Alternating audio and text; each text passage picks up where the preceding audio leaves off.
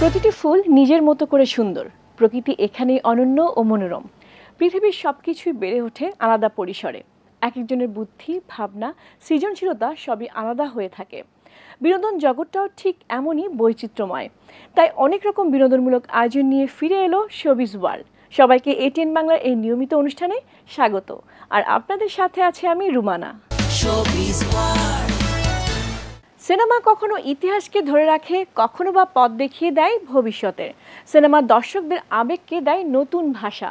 Dear viewers, নতুন সিনেমার সংবাদ নিয়ে আমরা সাজাই মুভি ফিক্স সেগমেন্ট। শুরুতেই ঢালিউড আপকামিং। প্রতিযোগিতার রানার আপ নিশাত সালওয়া স্বপ্নে দেখা রাজকন্যার মাধ্যমে ঢালিউডে নাম লেখান। চিনিস না জানিস, দুইটা প্রবলেম ফেস করতেছি আর কি। একটা হচ্ছে যে আমার ছবিটা একটু রিলিজ একটু দেরিতে হচ্ছে। যদি আপনি আজ 4-5 বছর আগের চিন্তা ভাবনা, 4-5 বছর আগের টেকনিক্যাল সাপোর্ট, এটা এখন তো দর্শকদের আমার ধারণা 3-4 বছরে একদম র্যাডিক্যাল চেঞ্জ হয়ে গেছে। না, আমি আসলে নতুন প্রজন্মের দর্শকরা খুবই স্মার্ট। আমি তাদের সাথে কোপ আপ করতে চাই, তাদের চিন্তা ভাবনার সাথে কোপ আপ করতে চাই। তারা আসলে হয় আমার চিন্তা ভাবনা তাদের চেয়ে এগিয়ে থাকবে এবং তারা সেটা অ্যাকসেপ্ট করবে, কিংবা তারা যা চাচ্ছে তাই দেওয়ার চেষ্টা করব পরে। এবং দুজনই প্রতিযোগিতা থেকে এসেছিল। আমাদের আসলে ওদেরকে আনার পেছনে আমার চেয়ে বেশি ক্রেডিট হচ্ছে আমার প্রডিউসারের।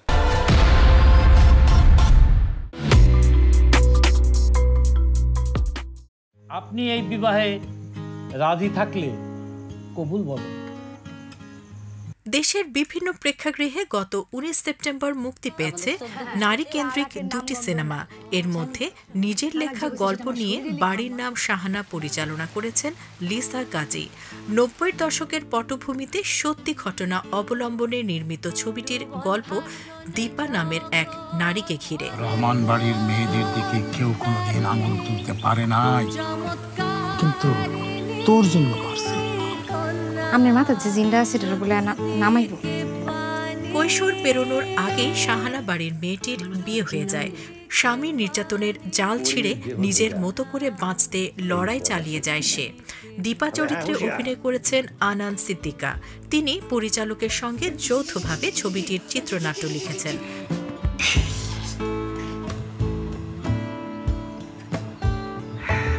আপনার স্বভাব পাল্টালো মানে হলো আপনি সমুদ্রে ঝাঁপ দিয়ে দেন, তারপর কিভাবে একদিন আপনি পারও হয়েছেন।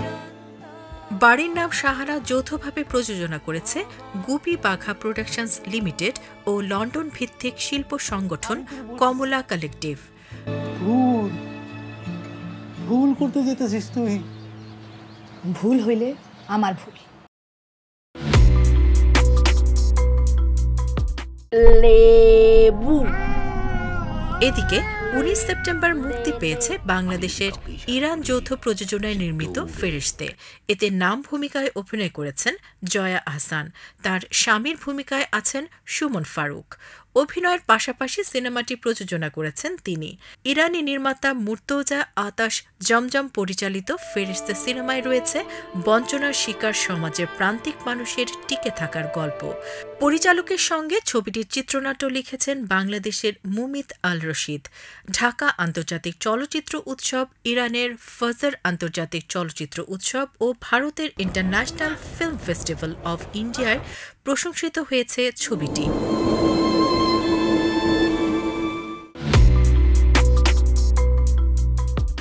বলিউড হলো রং ও সুরের মায়াজগৎ, যেখানে স্বপ্ন নাচে আর গান হয়ে বয়ে যায় আবেগ অনুভূতি। ডিয়ার ভিউয়ার্স, শোবিজ ওয়ার্ল্ডের মুভি ফ্রিকে এবার আপনাদের জন্য বলিউড আপকামিং ও বক্স অফিসের হালচাল। 2026 সালের 98তম অস্কারে সেরা আন্তর্জাতিক চলচ্চিত্র বিভাগে ভারত থেকে জমা পড়ল হিন্দি ভাষার cinema home bound. Hello sir, police भर्ती का रिजल्ट कब तक आएगा? এতে মূল 3টি চরিত্রে অভিনয় করেছেন বলিউড অভিনেত্রী জাহ্নবী কাপুর ও অভিনেতা ঈশান খট্টার ও বিশাল জেঠোয়া। ছবিটির গল্প উত্তর ভারতের একটি ছোট্ট গ্রামের শৈশব কাটানো দুই বন্ধুকে ঘিরে। তারা দুইজনই পুলিশ অফিসার হওয়ার স্বপ্ন দেখে। তাদের আশা এই চাকরি পেলে সমাজে কাঙ্ক্ষিত সম্মান পাবে তারা, কিন্তু লক্ষ্যের কাছাকাছি আসার পর তাদের বন্ধুত্বের সংকট দেখা দেয়। হোমবাউন্ড প্রযোজনা করেছে বলিউডের নামজাদা নির্মাতা করণ জোহর। ছবিটি প্রেক্ষাগৃহে মুক্তি পেতে যাচ্ছে আগামী 26 সেপ্টেম্বর।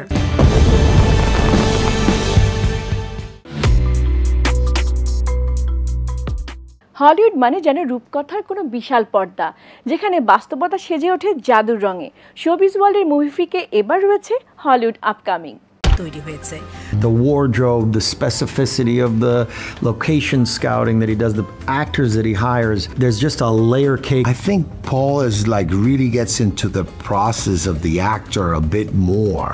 2 ঘন্টা 42 মিনিটের ছবিটি পরিচালনা করেছেন খ্যাতিমান আমেরিকান নির্মাতা পল থমাস অ্যান্ডারসন। ওয়ান্ডার ব্রাদার্স পিকচার্সের পরিবেশনায় আগামী 26 সেপ্টেম্বর মুক্তি পেতে যাচ্ছে ওয়ান ব্যাটল আফটার অ্যানাদার।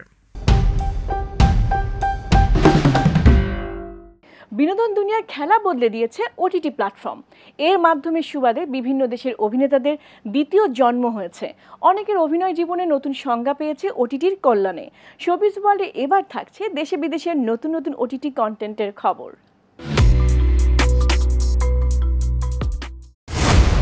तो आराम से सांस ले ले, हवा का रुख बदलने वाला। ভারতীয় ওটিটি প্ল্যাটফর্ম সনি লিভে আসছে বাংলাদেশের তারকা আরিফিন শুভ অভিনীত নতুন ওয়েব সিরিজ জ্যাজ সিটি। এতে মুখ্য চরিত্রে দেখা যাবে তাকে। তার বিপরীতে থাকছেন পশ্চিমবঙ্গের নায়িকা সৌরসেনী মৈত্রী। সম্প্রতি সনি লিভ থেকে প্রকাশিত 2 মিনিট 30 সেকেন্ডের একটি ভিডিও ক্লিপে তাদের এক ঝলক দেখা গেছে। শুভকে ভিন্ন লুকে দুর্দান্ত লেগেছে ভক্তদের। 70 দশকের পটভূমিতে নির্মিত জ্যাজ সিটির গল্প কলকাতা শহরের বুকে গড়ে ওঠা জ্যাজ ক্লাবকে কেন্দ্র করে। সনি লিভের প্রচারণামূলক ভিডিওটিতে বলিউড অভিনেত্রী রবিনা ট্যান্ডন, হুমা কুরেশি, অভিনেতা পরিচালক প্রভুদেবার নতুন কন্টেন্টের ঝলকও আছে। জ্যাজ সিটি ওটিটি প্ল্যাটফর্মটির একমাত্র নতুন বাংলা কন্টেন্ট।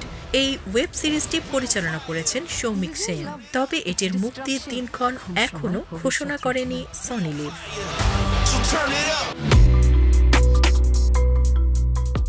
চরিত্রে অভিনয় করেছেন তারিক আনাম খান।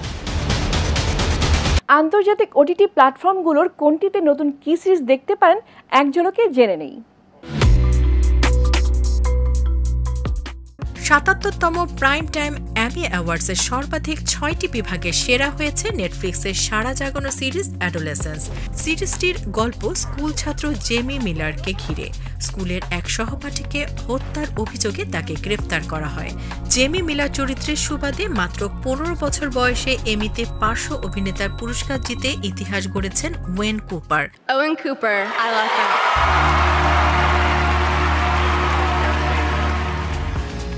জেমি মিলারের বাবা এডি মিলারের চরিত্রের জন্য সেরা অভিনেতার পুরস্কার জিতেছেন স্টিফেন গ্রাহাম। সেরা চিত্রনাট্যকার বিভাগের পুরস্কারও উঠেছে তার হাতে। তিনি এটি সিরিজের আরেক লেখক জ্যাক থর্নের সঙ্গে ভাগাভাগি করেছেন। অ্যাডোলেসেন্স সিরিজের ফরেন্সিক মনোবিজ্ঞানী ব্রায়ানি অ্যান্ডি স্টোন চরিত্রের জন্য সেরা পার্শ্ব অভিনেত্রীর পুরস্কার পেয়েছেন এরিন ডোহার্স।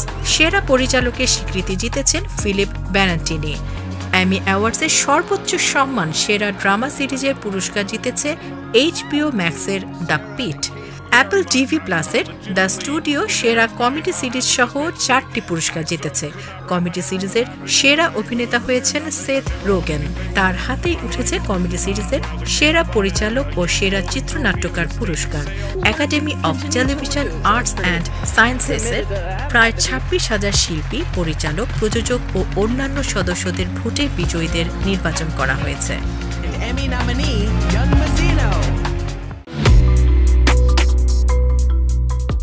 চির শান্তির দেশে চলে গেলেন খ্যাতিমান আমেরিকান অভিনেতা Robert Redford.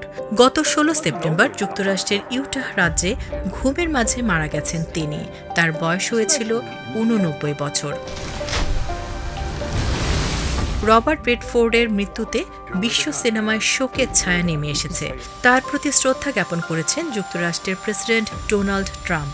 Robert Redford was great. He had a series of years that there was nobody better. This just happened, I guess, huh? Wow. He died in Utah in his sleep. Yeah. And what movie would you say you liked the best in? Well, you have a lot of them. Honestly, I'd say he made 7 or 8 great movies. They were really great. অভিনেত্রী Meryl Streep, পরিচালক রন Howard সহ অনেকে। 1936 সালের 18 August ক্যালিফোর্নিয়ার Santa মনিকায় জন্মগ্রহণ করেন Robert Redford. 2018 সালে the old man and the gun মুক্তির পর অভিনয় থেকে অবসরে যান তিনি। পরিচালক হিসেবে বড় পর্দায় আলাদা ছাপ রেখেছেন রবার্ট রেডফোর্ড। 1980 সালে অর্ডিনারি পিপল সিনেমার জন্য সেরা পরিচালক শাখায় অস্কার জিতেছেন তিনি।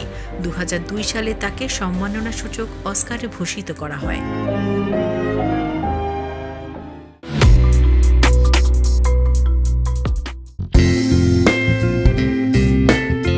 মডেল অভিনেত্রী শবনম ফারিয়া হঠাৎ বিয়ে করলেন।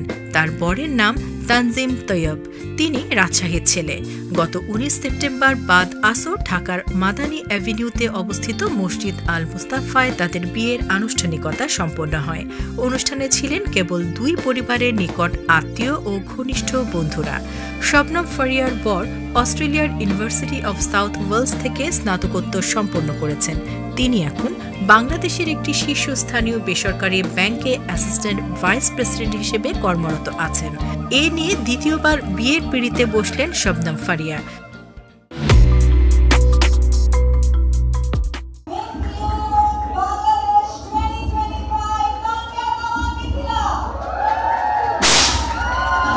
মিস ইউনিভার্স বাংলাদেশ 2025 প্রতিযোগিতায় বিজয়ী হলেন মডেল অভিনেত্রী তানজিয়া জামান মিথিলা। গত 18 সেপ্টেম্বর রাতে ঢাকার আলোকে মিলনায়তনে জমকালো আয়োজনে তার মাথায় মুকুট পরিয়ে দেন চিত্রনায়িকা তমা মির্জা ও মডেল জান্নাতুল পিয়া। মিস ইউনিভার্স বাংলাদেশ মিথিলা আগামী নভেম্বরে থাইল্যান্ড মিস ইউনিভার্স ইন্টারন্যাশনালের 74তম আসরে বাংলাদেশের প্রতিনিধিত্ব করবেন। 2020 সালে মিস ইউনিভার্স বাংলাদেশ খেতাব জিতেছিলেন মিথিলা। তবে করোনা মহামারীর কারণে আন্তর্জাতিক প্রতিযোগিতায় অংশ নিতে পারেননি তিনি। 2025 সালে আবারও এই মুকুট জিতে ইতিহাস গড়লেন মিথিলা।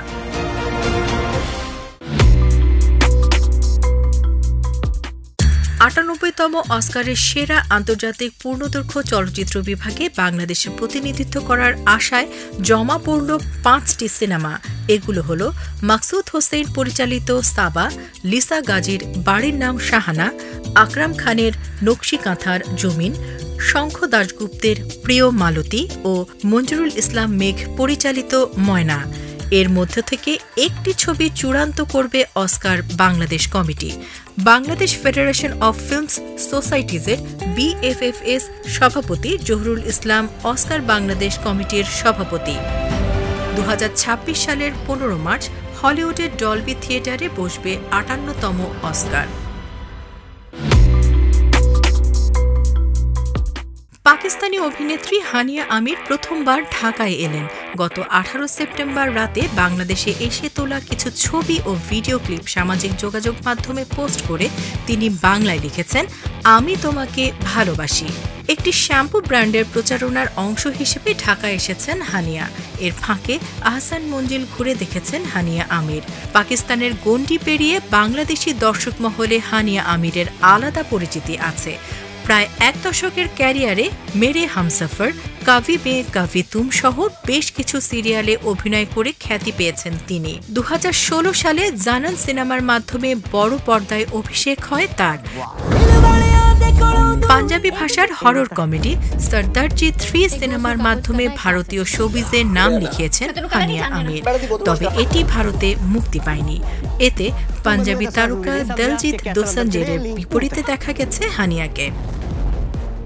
ব্যাংক অ্যাকাউন্টে ছিল মাত্র 18 রুপি, অর্থাৎ 24 টাকা। এ কারণে দিনে 1 প্যাকেট বিস্কিট খেয়ে থেকেছেন। এমনও সময় গেছে বলিউডের এখনকার তারকা রাজকুমার রাওয়ের। ছোট্ট শহরে মধ্যবিত্ত পরিবারে বেড়ে ওঠা থেকে বলিউড তারকা হওয়া সহজ ছিল না। থিয়েটার করার সময় রাজকুমার সাইকেল চালিয়ে প্রতিদিন 70 কিলোমিটার আসা যাওয়া করতেন দিল্লি। অভিনয় সুযোগ খুঁজতে গিয়ে তিনি একবার 10,000 রুপি প্রতারণার শিকার হন, অথচ মা ধার করে সেই টাকা জোগাড় করেছিলেন। তবে থেমে থাকেনি রাজকুমারের সংগ্রাম, হার না মানায় সেই মানসিকতাই তাকে আজকের অবস্থানে নিয়ে এসেছে। প্রিয় দর্শক, যাবার সময় হলো। শোবিজ ওয়ার্ল্ডের আগামী পর্ব দেখার আমন্ত্রণ রইল। সবাই ভালো থাকুন, সুস্থ থাকুন আর চোখ রাখুন এটিএন বাংলার পর্দায়।